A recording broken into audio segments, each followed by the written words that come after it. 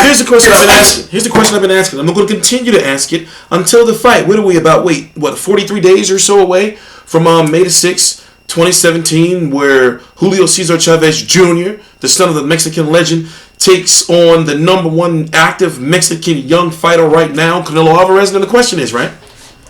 People are so hung up on this weight. People are so hung up on what weight Chavez is going to come into the ring at. And I've noticed after going back and forth with a lot of scumbags around the internet debating, even though they're good boxing fans and they know what they're talking about to an extent, they're still no good scumbags about what if Julio Cesar Chavez Jr. is not weight drained. I say, okay, well, how does Canelo beat Chavez if Chavez is not weight drained? They say, well, he's going to outbox Canelo. He's going to outbox Chavez. Chavez don't have the boxing ability. But don't you know that Canelo fights in these bursts? He doesn't go out there and really let his hands go, right? So it's like, is he going to be heavy? How much heavier is he going to be? He's also known to be somewhat flat-footed. Not really slow, but flat-footed. Even though Canelo has good upper body movement.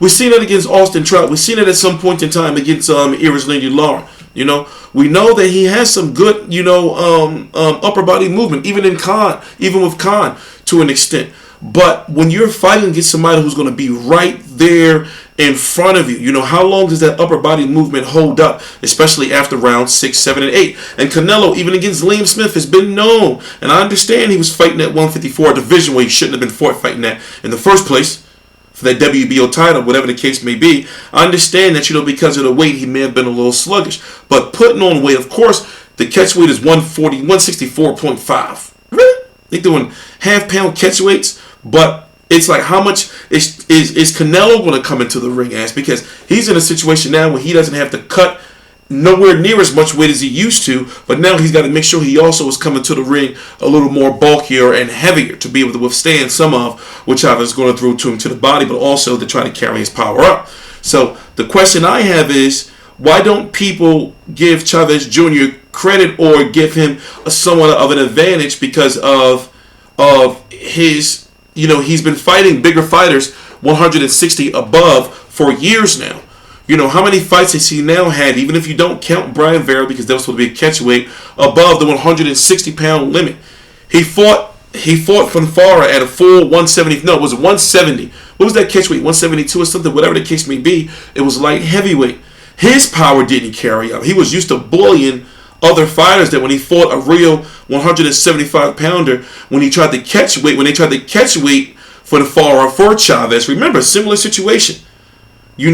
Chavez power didn't carry up. What if the same thing happens with Canelo? Yeah, he may be able to hit him with those 3-punch bursts. What's that? That left hook to the body and that straight right hand. His straight right hand is vicious. But if you notice, he don't throw 4, 5, 6 punches. After that, Chavez is still going to be right there. What if the power is not there? What if Chavez doesn't feel nothing he throws, and then later on in the fight, rounds 6, 7, no, we're going to say rounds 8, 9, 10, 11, 12, we see something similar that happened with Sergio Martinez. Sergio Martinez has really good power, and he had the movement. But the amount of movement that he had to do, to keep Chavez off of him was one of the main reasons why he slowed down later on in the fight, and Chavez finally caught him. And Sergio Martinez's career, his knee, most importantly, was never the same. So Chavez is the bigger fighter. He's about 6'1". Canelo's about 5'7". Don't give me that 5'9" bullshit. He's about 5'7". Body type wise, Chavez is bigger. Of course, Chavez has the height. People are saying Chavez, since there's no rehydration clause, Chavez is going to be coming in at 100 and, maybe 90 pounds plus. He may pull up. Listen, we saw what Danny Jacobs did. We saw that helped him. Ain't no rehydration. All he's got to do is make weight. And right now, he's at 180 pounds. We're 43 days away from the fight. And he's doing well. And he's been in shape since his last fight against Dominic British guy. So these are just things you got to factor in. Oh, I didn't tell you what the video is about. HBO Face Off of Max Kellermen is going to be on, you'll be able to watch it on demand. It's going to come on television on April the 29th at 10 p.m. There also, from my understanding, there's not going to be an HBO 24/7. they're having this special that I'm going to do a video about, basically about Mexico and Mexican legends, but it's kind of going to be like an HBO 24/7 kind of. But it's not HBO 24/7. But the face-off between Max Kellermen for Canelo and Chavez is going to be on April the 29th, and you'll be able to watch it on demand. And that next day, which is April the 30th. So, of course, I'm going to be covering that. And, of course, Chavez is going to be talking some shit. I really, because Chavez face-off with Sergio Martinez was funny. I really want to hear him talk some shit. Also, I want to see, like, what the tension is between both of these guys, like, in the room. The shit is going to be lit. I'm kind of hyped for it. So, it's 15 minutes, but at the same time, you can understand that. But one thing I noticed is HBO started the trend, and started the genre, from my understanding. With Max Kellermen and the face-off with the table and the two chairs. But now the ones over with Johnny Nelson over on Sky Sports be lit, with Tony Bellew, David Hay, Frost versus Groves 2, Klitschko versus Fury. That wasn't Sky Sports, was it? But whatever the case may be, I noticed over in the UK, theirs are a lot more exciting than ours. Just my personal opinion, though. So let's talk about what's next. Now, Canelo is in a situation where a lot of money is riding on him. If you don't know, there was a lawsuit he lost against All Star Boxing where he owes them, and I believe, if I'm correct, the news is now that he lost an appeal. He owes them $8.5 million. So if you really want to simplify things and me not having to explain all this, and you just use your noggin, he basically lost his purse pretty much for Liam Smith and Amir Khan, if this is so, unless Golden Boy is going to share the bill with him. So this fight with Chavez is really, in so many different ways, a money fight, because let's face it, the facts are him fighting Chavez is a bigger money fight than him fighting Golovkin. But at the same time, he's taking a real risk, on losing potential money, and being heckled, by he's gonna be trolled to smithereens. He's going to be trolled to Smith. They're going to troll his nuts off on social media if he loses to Chavez, especially after he dropped his belt. And then Golovkin didn't look good against Jacobs. He's going to be trolled to smithereens. So Canelo's in a situation where he has to win. Chavez Jr., they're going to just look at him like, we knew he was going to lose. He probably was out smoking or some shit. They're going to say everything. So we already know he's going to get trolled. But the thing is, with Canelo, it's like if Canelo loses to Chavez, like what does he really do? Now they're already saying, Golden Boy and Oscar De La Hoya's already said that they're going to go for the rematch in like September. And if I'm correct, there is a rematch clause. But then he's going to have to figure out what he's going to do with that WBO belt, because now, in another strange twist of things, Liam Smith and Liam Williams are going to be fighting for the WBO interim. So basically that makes them the mandatory for the winner.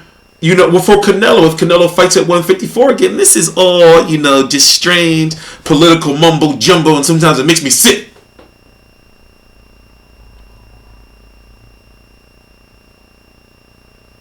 I don't know, man. I don't know, man. It's just sometimes, man. So all this political crap just make me sick. Don't get me wrong. It's the storylines behind the fights that really make a lot of bullshit fights good. But sometimes, just knowing all the shit I know, I just be wishing, man, I didn't know some of this shit, man. Because then they try to maneuver and try to, like say, well, he's not going to fight him next. It doesn't necessarily mean it's the mandatory. But then for him, it was the mandatory. But for him, it's not. You can't do that with me, man. But anyway, I'm hyped for Canelo versus Chavez. I'm really interested to see what the numbers are going to do, because this is really going to be a big fight, not only for Mexico and for boxing in general, but also for pay-per-view. This is a fight that has all the makings of success. It should do over $1 million, right? But how much over $1 million? Remember what they was like. Keep bringing it up. Remember what they were talking about for Cotto versus Canelo? Is Chavez Jr. versus if Canelo versus Chavez Jr. a bigger fight than Canelo versus Cotto? Those are questions that you got to ask, man. Those are questions that you got to ask yourself. So anyway, we're back doing things full time. I'm T Street Controversy. This is T Street Controversy Live. It's been a long road getting to this point. We're getting things nice and organized. I'm living a very calm, life. Things are real happy and smooth. Things are getting organized. You know, things are going good. So as time goes on, you're going to see a lot of changes that are going to happen while we're being active. So we're not going to be, you know, overworking ourselves, damn near killing ourselves like we was in the in the past. And we're just going to make sure we transition into doing the things that you guys been asking us to do for, you know, the last several years now.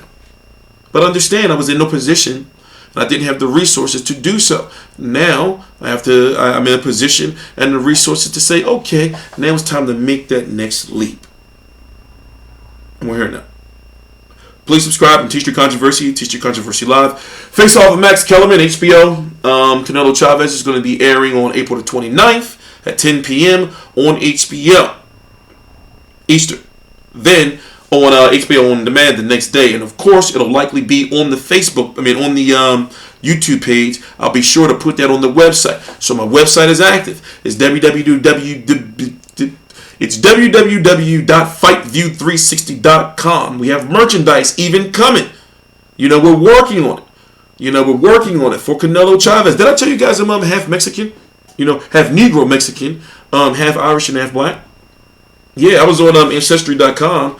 So, you know, I've been really learning to get into like my Mexicano roots and stuff. You know, so. But I am working on it for the people who told me. I know I got to get a rug/blanket. This is what my Mexican brothers told me. I got to get a rug/blanket that has like a powerful bird or like a lion or a bear, you know, or something. But anyway, please subscribe.